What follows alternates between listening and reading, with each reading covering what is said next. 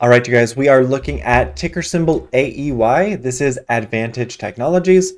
A lot of you are probably asking, okay, why are you holding a stock that's down 30%?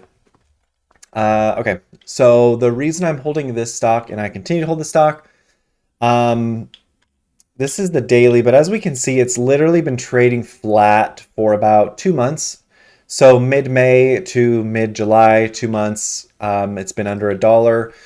The longest it has been under $1 was around 6 months, so we could see a little bit more of a shakeout. Sorry, I keep leaving my bubble. Um, and so on the monthly, I like the longer term time frames, like the monthly and the weekly, the yearly.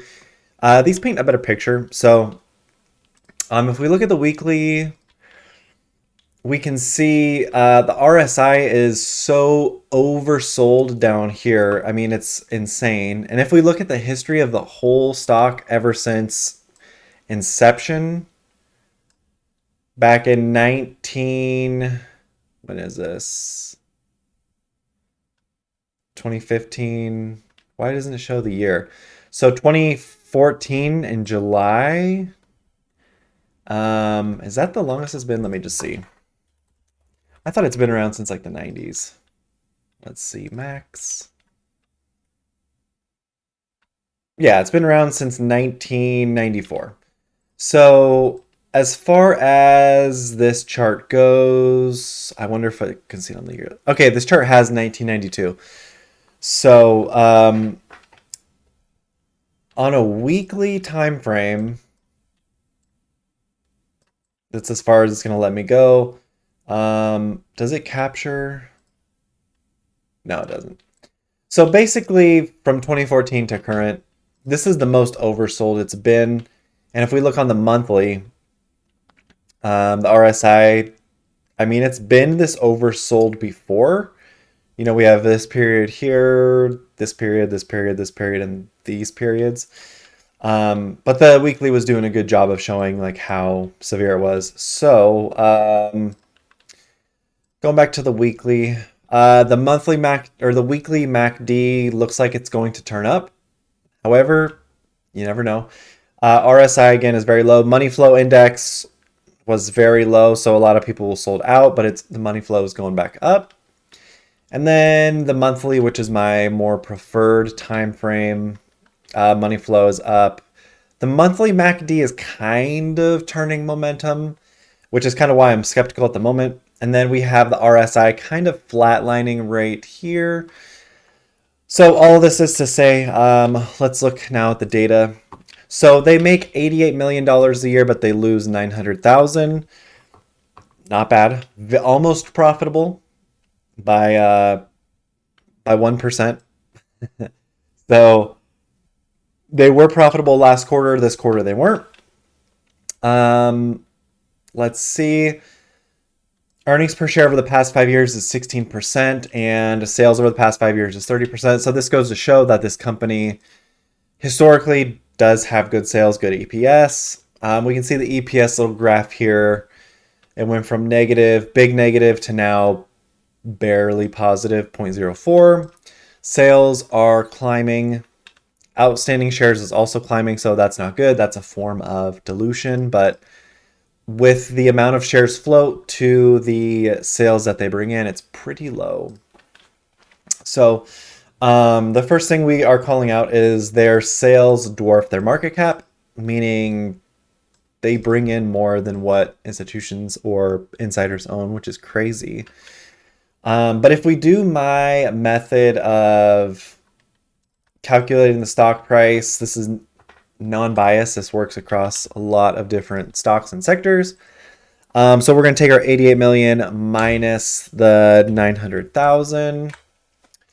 And we normally add the market cap if it is over 1 billion. However, the market cap is 9 million, so we're not even going to touch that. Now we're going to add cash and remove debt. So they have 2.5 plus 2.55 million cash. Total debt is 1.89, so minus 1.89. And we'll go back up in a second, but I just want to look at total assets is 27 million, total liabilities is 15 million. So not a very healthy ratio there.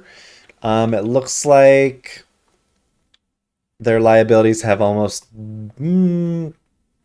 gained 50%. Total assets has kind of gone down and dwindled 50%. So there's been a little bit of a mishmash there. Looking at their revenue, they went from 38 mil to 25, 27, 55, 50, 62, 97, 83. So overall, they're kind of trending upward.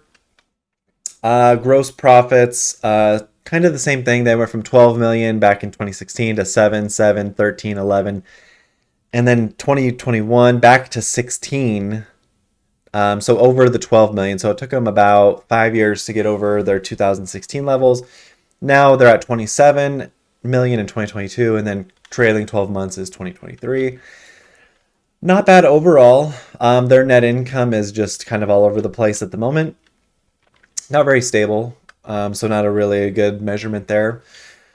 So going back up and taking our 87.76 million and dividing by 8 million 50 shares available. So this could be a $10 stock, and it's trading at the 63 cents. So this is very undervalued based off of my metrics. Again, this is all my opinion. Do however you value stocks. This is definitely a penny stock. So again, do your own research on this. Don't ever copy me. So that is why I like this stock. And then if we're looking at, are there vested interests here? Are there other potential, is there big money at play? I believe so. So let me show you why. So, and I'm going to just take notes here so you guys can visually see as I kind of talk through this as well. My head's in the way. One sec. Okay. So going on down, going on down. Okay. So,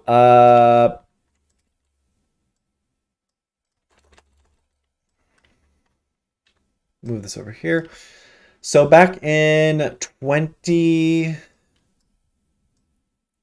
this smaller. August 2022, there was 29.53 million shares bought. This might be small for you. 29.53 million shares bought. With an average price of, so if we look at this candle right here, you guys can see this big green candle. There's been no selling after this. So what does that mean? It means a couple things. Whoever bought here potentially has the knowledge that after August of 2023, a whole year later, there could be some good news. You might be asking yourself, how does that correlate? Well, there's a thing called long-term capital gains. So after a year, if this stock gets over, let's see the average price. So the low was 139 and the high was 240. So about a 140 to 240. If we meet in the middle, that's $1.90 to 2 cents or $2. So let's do $1.90. Let's do $1.95 times 29,500,000. That's $57 million injected into this little stock. $57 million injected in the stock. So now let's look at September volume. November, December, Jan, Feb, March, April, May, June, and now we're at July. How much volume has been traded each month? So in September, there was 712,000 shares traded. Okay. October, there was 668,000 shares traded. November, there was 1.47 million shares traded. And these are a mixture of buy and sells, so you'll see where I'm going. December, there was 2.49 million shares traded. January, there was 488,000. February, there was 339,000. Okay. March, 1.55 million. April, there was 602,000 shares traded. Okay. May, there was 1.27 million shares traded. Okay. June, 3.27 million shares traded.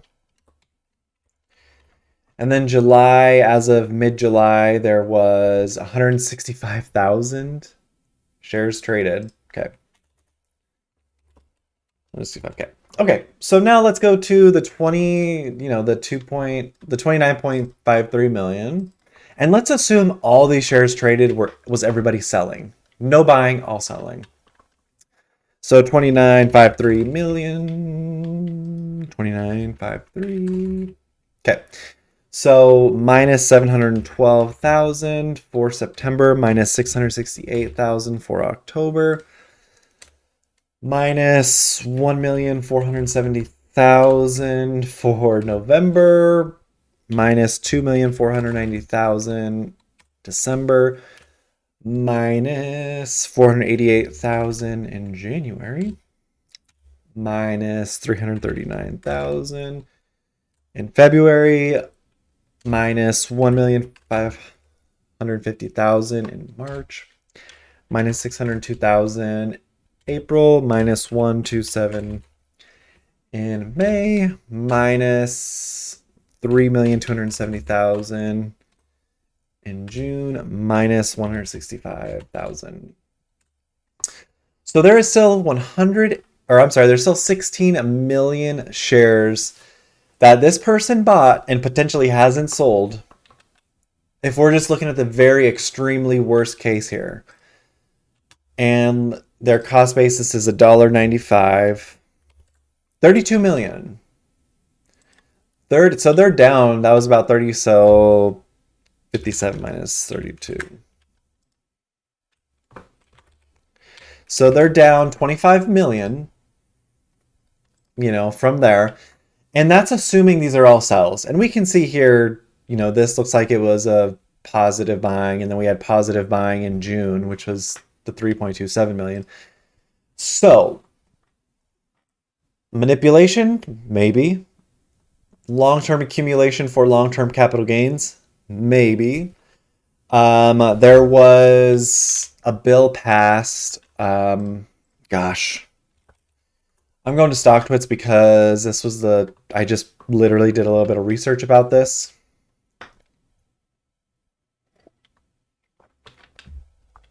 Okay.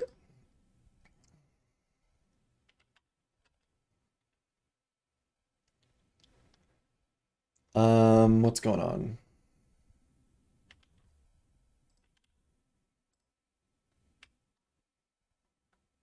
Okay, we're on the StockTwits page. It's kind of slow.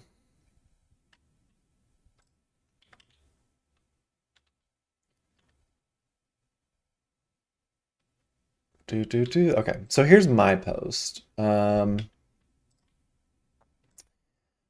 So I'm just trying to expand it. Okay. So AEY, good things happening in the telecom carrier industry for most. Historically, AEY has been under $1 a couple times. So in 1999, it traded under $1 for 5 months. 2002, it traded under $1 for 9 months. 2023, it's been there for 2.5 months, 3 months so far.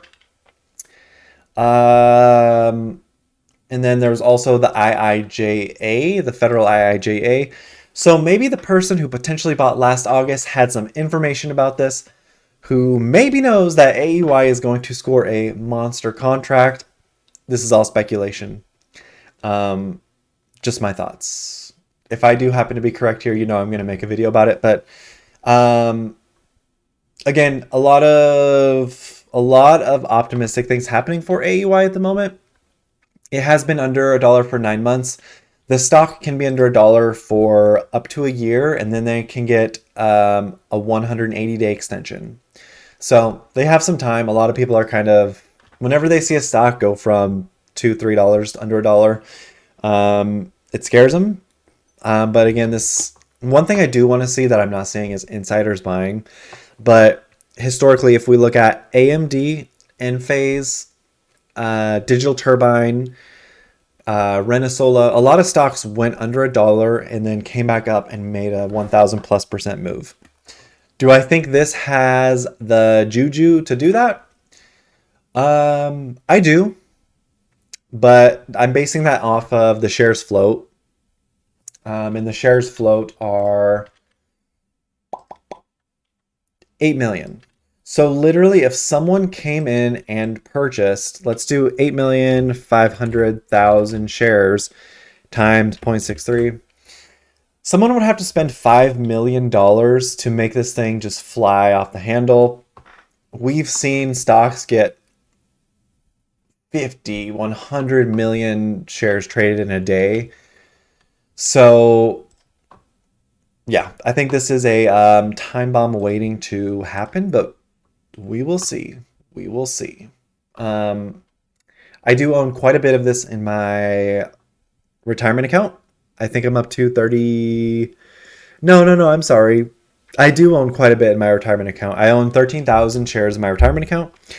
And then I hold um 30 over $30,000 worth in my one of my brokerages. So I do have a large position here. I don't want anyone to purchase the stock because I am biased towards it.